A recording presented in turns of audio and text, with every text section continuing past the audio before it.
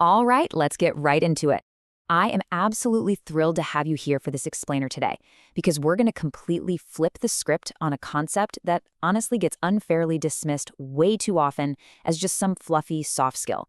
We are taking emotional intelligence totally out of the wellness category and replacing it exactly where it belongs, as the absolute non-negotiable bedrock of credible leadership. If you want to think better, lead better, and just live better, you are in the exact right place. So, what makes a leader truly credible? I really want you to think about this for a second. Think back to your own past workplace experiences. Have you ever had, say, a brilliant manager who suddenly just completely lost their temper under pressure? Or maybe a technically gifted boss who literally couldn't read the room to save their life and ended up alienating their entire team?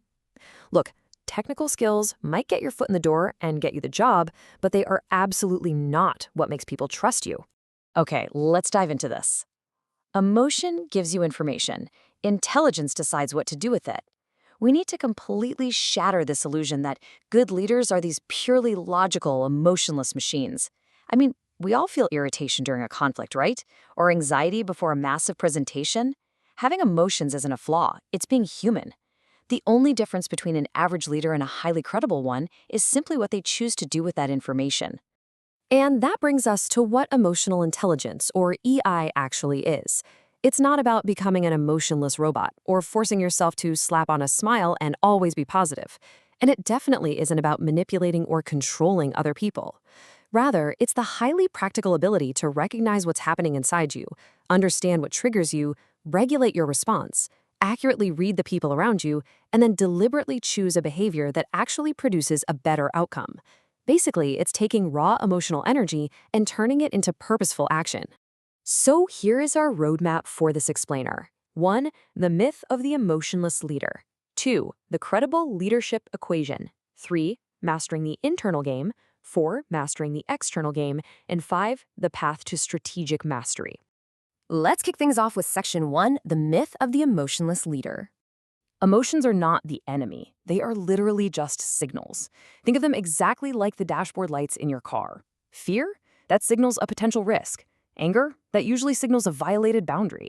Sadness signals a loss. Now, a mature, highly effective leader doesn't just slap a piece of duct tape over the dashboard light to suppress it, right? But they also don't panic and swerve off the road. They just listen to the signal, they investigate what's wrong under the hood, and they learn from it. Now, what's really interesting is how this plays out in real life, which brings us to section 2, the credible leadership equation. It's actually kind of funny when you map this out objectively. Our default low EI reactions look pretty absurd when you see them laid bare. Under decision-making, a low EI approach basically says, well, I feel it, therefore it must be objectively true. But high EI, that combines facts, feelings, and consequences. In conflict, the low EI ego is entirely obsessed with winning the argument, while high EI is just focused on actually solving the problem. And in the workplace, low EI defaults straight to blame, whereas high EI steps up and takes accountability. Which brings us to this core formula: clarity plus emotional control plus empathy plus accountability equals credible leadership. This is absolutely crucial. You can have a technically brilliant leader, a total genius, but if they lack this equation, they will absolutely destroy trust, morale, innovation, and psychological safety in a team. You can have all the visionary ideas in the world, but if you lack emotional control and empathy, nobody is going to follow you. So how do we get there? Let's move into section 3, mastering the internal game. This is the STOP framework, and I want you to really let this sink in. S stands for stop. Just don't react immediately. T is take a breath, which creates a vital little gap in time. O is observe. What are you feeling right now and what actually triggered it? And P is proceed consciously. Seriously, applying this simple 10 to 30 second framework in real time can literally prevent years of unnecessary relationship damage. It's just a few seconds to consciously choose a response that actually serves your larger objective. Let's ground this in a scenario we can probably all relate to. Imagine your manager criticizes you publicly, right there in the middle of a meeting. The automatic reaction is instant, right? Anger, embarrassment, and it usually leads to a defensive argument. It's a total emotional hijacking. But if you run an EI analysis, sure, you still feel the humiliation, but you use that STOP framework to remain composed publicly. Your main objective is protecting your professional reputation, so you intelligently follow up privately later to clarify expectations. It's a completely different outcome. And this brilliantly illustrates our next tool, the Fact, Feeling, Future framework. This is exactly how you prevent your emotions from hijacking your judgment. First, fact. What do you actually know? Let's say a colleague doesn't reply to an urgent message. The fact is literally just that. They haven't replied yet. Second, feeling. Are you feeling ignored and maybe spinning a story in your head that they're doing it deliberately to undermine you? Third, future. If you fire off an angry follow-up right this second, what happens to that working relationship tomorrow? You have to separate the cold, hard facts from the emotional stories you're telling yourself. All right, now that we've got the internal side down, let's pivot to Section 4, Mastering the External Game. To master the external game, we use what's called the 3-lens method. Now, remember, empathy is not about agreeing with someone. It's simply attempting to understand their emotional experience before you jump to judge their behavior. Lens 1, what are the observable facts? Lens 2, what might they be feeling right now? Lens 3, what might they need from me? Security, support, clarity? If an employee repeatedly misses deadlines, a low EI response just snaps. You're irresponsible. But a high EI response uses these lenses and asks, hey, is there something affecting your ability to deliver lately? It doesn't let them off the hook, it doesn't remove accountability, but it actually uncovers the real root problem. But hey, problems do escalate. That's life. When they do, we turn to the PACE framework for conflict. It is so crucial to realize that the conflict itself is rarely the actual problem. It's usually poor emotional management during the conflict that causes the real damage. So you pause before reacting, you acknowledge their perspective, even if you don't agree. You clarify the facts versus the assumptions, and only then do you engage around finding a solution. Consider this incredibly powerful linguistic shift. This is a real game changer.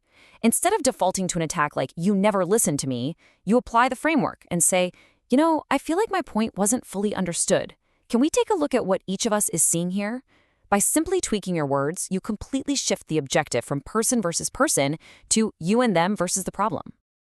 Bringing this all together, let's look at Section 5, the path to strategic mastery. This whole journey really follows a 5-level maturity model.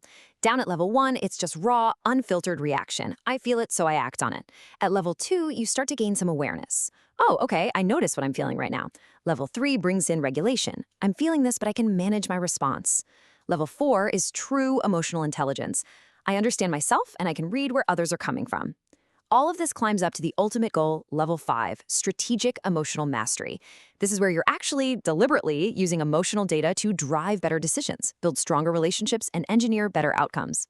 So the crucial takeaway here is this core chain reaction. An event happens, which leads to your interpretation of it, which creates an emotion, prompting a response, resulting in a consequence. Here's the thing. You usually cannot control the event. But if you can just hit pause and examine your interpretation of that event, you change your emotion.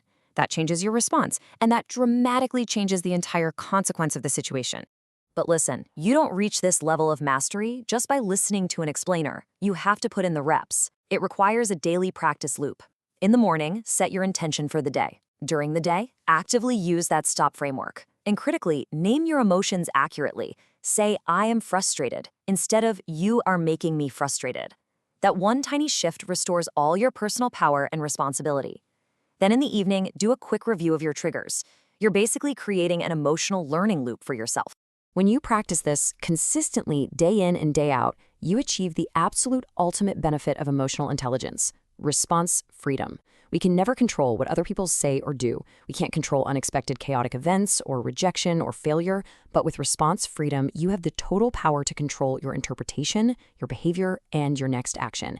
And that right there is the ultimate superpower of a true leader. I want to leave you with this final, somewhat provocative thought. The goal of all of this is absolutely not to control your emotions out of existence. The ultimate question you need to ask yourself every single day is this: how can I understand my emotions well enough to choose my response intelligently? Master that question, and I promise you, you will think better, lead better, and live better. Thank you so much for joining me for this explainer, and I really encourage you to start that daily practice today.